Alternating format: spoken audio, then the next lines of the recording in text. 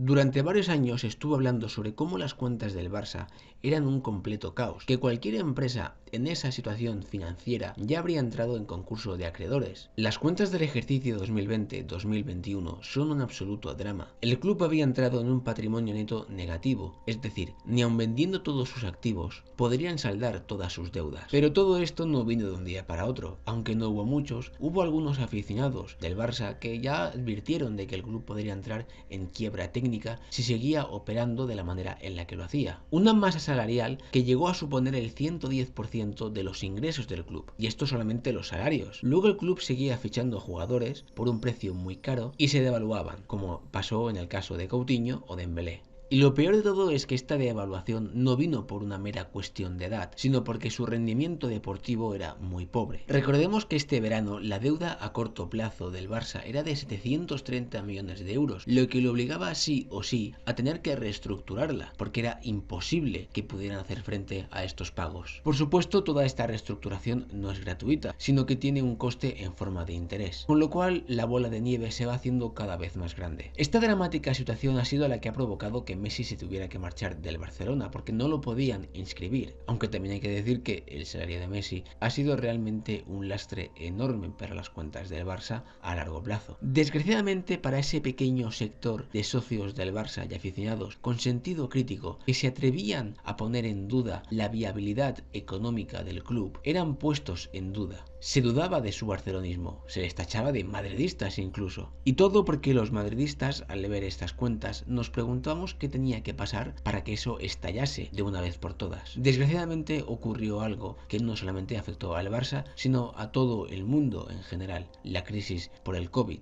Todo esto sumado a la vuelta de Laporta ha provocado que ya no se siga tapando esta terrible situación, porque recordemos que desde dentro del club se pagaba a periodistas para que maquillasen la situación. Esos periodistas que defendían que Neymar costó 57 millones de euros y cualquiera que defendiese la postura contraria era simplemente del Madrid y punto. Ahora las cosas han cambiado y la ventana de Overton se ha abierto un poco. Antes había un tema del cual nunca se hablaba porque ningún socio lo aceptaría, pero ahora cada vez, debido a la crisis económica que está padeciendo el Barça y la crisis de fichajes, ya se lo están empezando a plantear como algo posible, que no es más ni menos que transformar el club en una sociedad anónima deportiva, es decir, que el club dejase de ser de sus socios, o como mínimo que parte de este salga al mercado, por ejemplo, haciendo que el 51% de las acciones sigan siendo de los socios del Barça y el 49% restante saliese al mercado. Todo esto para evitar que el club fuera propiedad de un jeque o de cualquier fondo de inversión. Pero lo importante aquí es que ya se está empezando a plantear la posibilidad de que el club sea una sociedad anónima deportiva. Es algo que cada vez más se está escuchando en los debates, en las redes sociales, en los artículos de prensa, y poco a poco la idea va calando. El debate ya va más allá de los medios de comunicación y se da en las calles, y los aficionados discuten sobre si sería conveniente o no. Pero este debate tiene algo de trampa porque la alternativa no es ni mucho menos muy viable, que digamos. Por un lado tenemos convertir al Barça en una SAD y que pueda competir al mismo nivel que el Madrid, el Bayern de Múnich y por qué no con los jeques, dependiendo de quién lo adquiriese. Y por otro tenemos lo que hay ahora mismo, es decir, no poder fichar grandes jugadores hasta dentro de varios años, no poder competir de tú a tú con los equipos grandes del continente, tener que seguir endeudándose para poder hacer frente a los pagos. Está claro que la primera opción es mucho más atractiva, no tener que seguir pidiendo préstamos, poder fichar a grandes jugadores, como mínimo competir con los grandes equipos. Para el socio y aficionado del Barça que quiere ver a su equipo ganando títulos, esta parece la opción más viable, pero ¿a qué precio? Se dice que el Barça es más que un club, y en cierta manera es cierto. También es una herramienta de comunicación política. Para el catalanismo, el Barça es una de sus principales bazas, ya que forma parte de lo que ellos consideran su cultura. Una cultura donde el Real Madrid